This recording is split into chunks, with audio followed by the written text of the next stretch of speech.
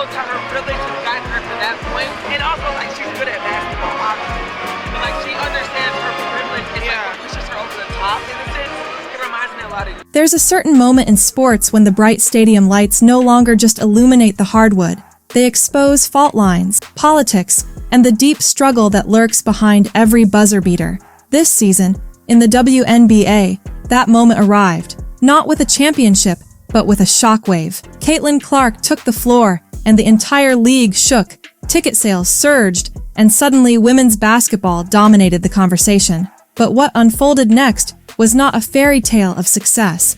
It was a storm of controversy, with implications nobody saw coming. From day one, Caitlin Clark's debut electrified the Indiana Fever and redrew the boundaries of what a rookie could achieve. Her name became synonymous with sold-out arenas and viral highlights. Clark wasn't just performing, she was rewriting the rules, dragging women's basketball into an era of unprecedented attention. Media outlets scrambled to cover each headline, and her jersey became one of the hardest items to find in sports retail. Yet, for every moment of glory, Clark faced hits, some so egregious they left fans and analysts reeling. Mid-air collisions, elbows thrown with intent, shoulder checks that felt more like tackle than basketball. The physicality went beyond competition, morphing into something dangerously personal. And then, as if choreographed for maximum drama, the referees stayed silent. Not once, not twice, but repeatedly. Games ticked by as Clark was battered, fouled, and pushed to the floor. Clips went viral. Clark flying into the stanchion while whistles remained pocketed, her teammates screaming at officials, the crowd roaring with outrage. Public figures weighed in. Why isn't she protected? But the pattern persisted. The numbers spoke louder than any highlight reel. Clark absorbed 17% of all hard fouls in the WNBA that season, dwarfing the numbers suffered by any other star. Not one suspension, not one meaningful disciplinary action against her opponents. Instead, Clark limped back to the locker room, while cameras captured swelling bruises, and the league moved on as if nothing unusual had occurred. But beneath the obvious lies the turbulent undercurrent that transformed Clark's journey from rookie sensation to political lightning rod. WNBA veterans, including the formidable three-time MVP Aja Wilson, publicly acknowledged the growing discomfort, albeit in coded, careful sentences. Clark's planetary rise in media attention, endorsements, and viewership cracked open tensions the league had ignored for years. Issues of race, favoritism, and respect long simmering were suddenly volatile. Some black players, after years in the spotlight and relentless hard work, saw opportunities. A flood of sponsors, the best flights, center court position, rushing toward a white rookie. Clark herself never asked for the drama, never played victim, but the whispers grew louder. Is this simply tough basketball? Or is the attention turning into targeted aggression? Social media, that megaphone for controversy, added fuel to the fire. Clips of hard fouls became memes, and hashtags like #ProtectClark and WNBA Justice trended days at a time. Fans, divided and vocal, took sides. Some pointed to the league's historic neglect of black stars, arguing the pendulum had finally swung back. Others saw Clark as both symbol and scapegoat, a lightning rod for collective frustrations. Experts cited legal precedent, pointing to landmark cases like Harris vs. Forklift Systems, warning that the pattern of aggression could soon erupt into federal investigation territory under Title VII, the standard for hostile work environments. And as the season wore on, the Department of Justice and even Congress began examining whether the WNBA was tacitly allowing the abuse to continue, risking not just the safety of its star, but the integrity and future growth of the entire league. All the while, Clark remained mostly silent, a silence loaded with meaning. She kept her head down and played through pain, refusing to let the circus drag her away from the game she loved. But for every point scored, every sold-out game, the physical toll mounted until, finally, she stepped away. Not from lack of talent, but from a relentless onslaught that no league should permit. Her disappointment was palpable, echoed in locker rooms, fan forums, and among sports commentators longing for the WNBA to finally take the hard questions head-on.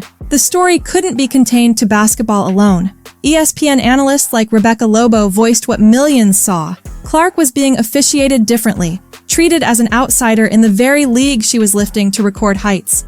Even Clark's own teammate, Sophie Cunningham, admitted that entire teams strategized on being extra physical with her, and only after joining the Fever did Cunningham realize the coordinated adversity Clark faced was beyond the boundaries of fair play.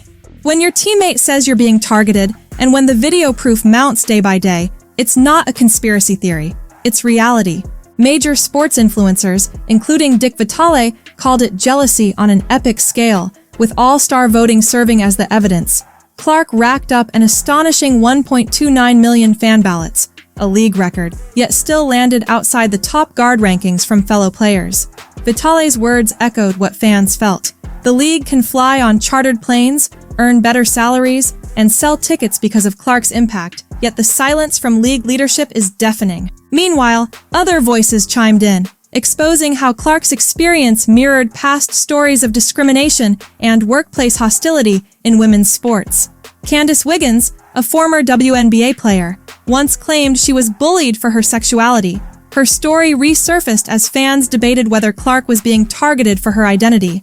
It wasn't just about playing skill anymore. It was about the algebra of image, marketability, and what belonging means in an institution still learning to handle representation in the spotlight. And when that silence is combined with leaked reports that referees had been told to let them play even if Clark gets hurt, the storm moved beyond basketball. Lawmakers, led by Senator Jim Banks, sent formal letters demanding the WNBA commissioner address what was happening. Owners, like Sheila Johnson, made cryptic remarks about whether Clark truly deserved the spotlight. The Olympic selection snub, where the league's top revenue generator gets left off Team USA, became a symbol of simmering tension and double standards. Television ratings for the All-Star Game, expected to break records, dropped by 55% as fan outrage reached a fever pitch. Debate spilled from ESPN panels to town halls, with commentators and lawyers alike dissecting whether Clark was carrying the weight of a systemic failure to protect greatness. And while many hoped the league would seize the moment to champion change, doubts grew. Was the league's leadership actually afraid of Clark's star power? Were they not ready to defend their new face from jealous veterans, toxic sports culture, and institutional inertia? Why were repeated pleas for fairness met with dodges and silence? This isn't just about one player or even one league. It's about every young athlete who dreams of changing the world with talent, only to encounter the politics, rivalries, and silent prejudice that line the corridors outside the locker room. Clark's journey isn't over. Her challenges spotlight the critical need for accountability, bravery, and reform, not just in the WNBA, but in all professional sports where progress and controversy go hand in hand. And as the social media storm grows, as fans dissect every replay and the lawsuits loom, the real question emerges. Can the WNBA step up, confront its flaws, and protect the excellence it so desperately needs? Or will it let history repeat itself, failing to safeguard the next generation of stars? Now, as the season nears its final whistle and the media frenzy refuses to die down, it's clear the world isn't just watching basketball.